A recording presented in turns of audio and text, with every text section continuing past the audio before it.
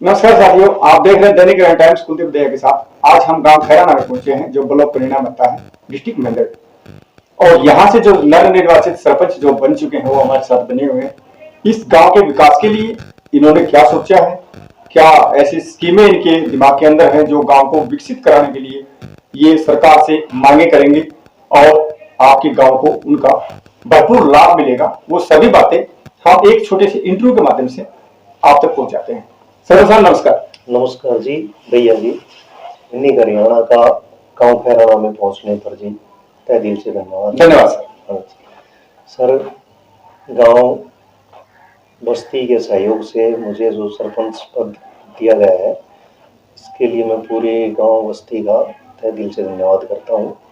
और इस जो जिम्मेवारी मुझे दी गई है गांव की, उसको मैं बखूबी निभाऊंगा जी। अपना पूरा प्रयास गांव के उन्नति और विकास के लिए लगाऊंगा। और हमारा जो प्रयास है जी, सभी गांव वासियों के सहयोग से गांव को स्वच्छ, सुंदर और निर्मल गांव बनाने का प्रयास करेंगे। और गांव में जो भी सफाई कर्मचारी हैं, उनसे गांव की जो सफाई का काम है वो नियमित करवाने के लिए कहेंगे और गांव को साफ सुथरा बनाएंगे। सफाई का काम हमारा सबसे पहला फोकस रहेगा गांव के लिए। उसके बाद दूसरा, हमारा युवा जो बच्चे हैं हमारे गांव में, उनके लिए खेल के लिए स्टेडियम की व्यवस्था करवाएंगे। किसी भी प्रकार की गांव में बच्चों के खेलने के लिए कोई जगह नहीं है। हालत जो भी है खेल की, ग्राउंड की बहुत ही जर्जर है। बच्चों को बहुत परेशानियां होती हैं। प्रशासन से गुहार लगा के बच्चों के लिए खेल स्टेडियम बनवाने के लिए प्रयास करेंगे। प्रैक्टिस करके ज्यादा से ज्यादा बच्चे कामयाबी की ओर बढ़े। सरपंच महोदय ने ये सबसे पहला जो जवाब दिया आपको अच्छा दिया कि गांव को निर्मल गांव और साफ सुंदर गांव बनाने का प्रयास सबसे पहले किया जाएगा। इसके अलावा सरपंच साहब जैसे फोकस किया जाए तो स्कूल के ऊपर आपका क्या विचार है, उसको देखा जाए, देख रेख रही जी, हमारे गांव में मिडिल तक का स्कूल है जी। और वहाँ पर बच्चे फिलहाल संख्या तो कम है, पर हम समय समय पर स्कूल में जाके स्टाफ से बच्चों के बारे में, पढ़ाई के ऊपर चर्चा करेंगे और कितना वो बच्चों के साथ प्रयास कर रहे हैं पढ़ाई में, उनको टाइम टाइम पे सुचारू रूप से देखते रहेंगे।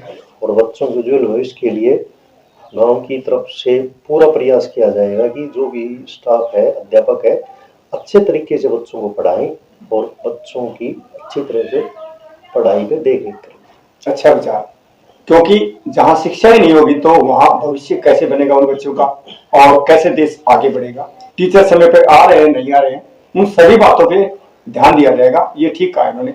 इसी के साथ सरपंच साहब आगे बढ़ते हुए हम कि आपके गांव के अंदर स्वास्थ्य केंद्र है या नहीं है, क्या कंडीशन है उसकी बताइएगा। स्वास्थ्य केंद्र जी हमारे गांव में जो है बहुत ही पुराना है, जो जर्जर हालत में, उसकी हालत बहुत ही खराब है। ना तो कोई स्वास्थ्य कर्मी वहां पर बैठता है जी, और ना ही स्वास्थ्य कर्मी उसकी हालत की वजह से यहाँ पर कोई आता है जी।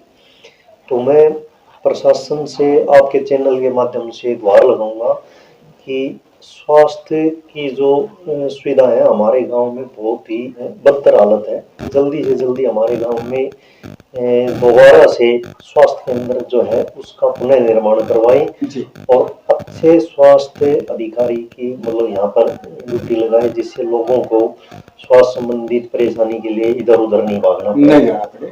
अच्छा विचार बताया आपने कि यहाँ पे जो खंडित है उसे सुचारू रूप से बनाया जाए और डॉक्टर उठाया जाए। बहुत सुंदर विचार दिया सरपंच महोदय ने। सरपंच साहब आगे हम बात करते हैं, जो गांव के अंदर ग्राम पंचायतें होती हैं, सचिवालय होते हैं, ऐसी कोई व्यवस्था आपके गांव के अंदर कैसी व्यवस्था है जो वो आप वहाँ पे एक जनसभा कर सके, उसके बारे में बताइए। कोई स्थान उपलब्ध है? ऐसा है सर, हमारे गांव में ना तो किसी भी प्रकार की पंचायत घर की व्यवस्था है और ना ही कोई लघु सचिवालय की व्यवस्था है। गांव के विकास के लिए कोई काम की रूपरेखा बनानी है जी जी, तो उसके लिए बैठने के लिए गांव में ग्राम पंचायत या लघु सचिवालय होते हैं। मैं आपके चैनल के माध्यम से प्रशासन से इस चीज़ के लिए गुहार लगाऊंगा कि हमारे गांव में भी ग्राम पंचायत या लघु सचिवालय की जल्द से जल्द व्यवस्था करवाई जाएगी। जी।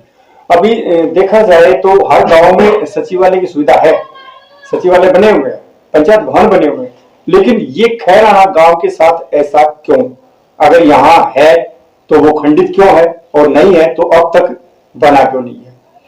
इसी के अलावा सरपंच साहब और कोई आपके पास आपके गांव के विकास के लिए कोई विचार है तो बता सकते हैं आप। पार्क का निर्माण करवाएंगे जी, प्रशासन के सहयोग से प्रयास करेंगे जी। पार्क बनवाया जाए जिसमें बच्चे, युवा और बूढ़े आए और वहाँ पर अपना सुबह शाम टाइम वो करें थोड़ा। इसके अलावा जो भी गांव की कच्ची गलियां हैं वो प्रशासन के सहयोग से पक्का करवाने का प्रयास करेंगे। हमारे गांव में ज़्यादातर लोग कुएं पे रहते हैं, ढाणियों को जो रास्ते जाते हैं वो कच्चे हैं जी। तो उनका भी हम प्रशासन से मिलकर सहयोग लेंगे और गांव के जो भी ढाणियों के रास्ते हैं उनको पक्का करवाने का प्रयास करेंगे। गांव के शमशान घाट की हालात जर्जर है जी, वहाँ पर जाने का ना तो रास्ता है और ना ही वहाँ पर पानी की बैठने की कोई व्यवस्था है। तो इसका भी हम प्रशासन से सहयोग लेके वहाँ पर भी पानी की व्यवस्था करवाने का प्रयास करेंगे, वहाँ तक का रास्ता पक्का करवाने का प्रयास करेंगे जी और उचित व्यवस्था कराएंगे, वहाँ पर बैठने के लिए कोशिश करेंगे। गांव के अंदर अनेकों समस्याएं हैं, उन सभी समस्याओं से निपटारे के लिए आप समस्त ग्रामवासियों का सहयोग चाहिएगा। सरपंच महोदय के साथ कंधे से कंधा मिला के इनका सहयोग करें और उन समस्याओं को जड़ से खत्म करें ताकि आपका गांव एक सुंदर बन के सामने आए।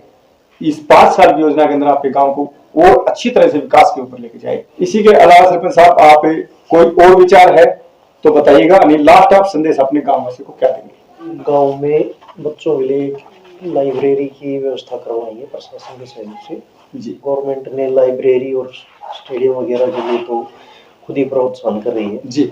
हर गांव में लाइब्रेरी हो और स्टेडियम मतलब खेलने के लिए बच्चों के लिए जगह हो जी। गाँव में ये व्यवस्था हो जाएंगी तो बच्चे वहाँ पर बैठ के अपनी तैयारियाँ वगैरह करेंगे, वहाँ पर बुक वगैरह प्रोवाइड करवाएंगे जी। प्रशासन के सहयोग से प्रयास करेंगे जी।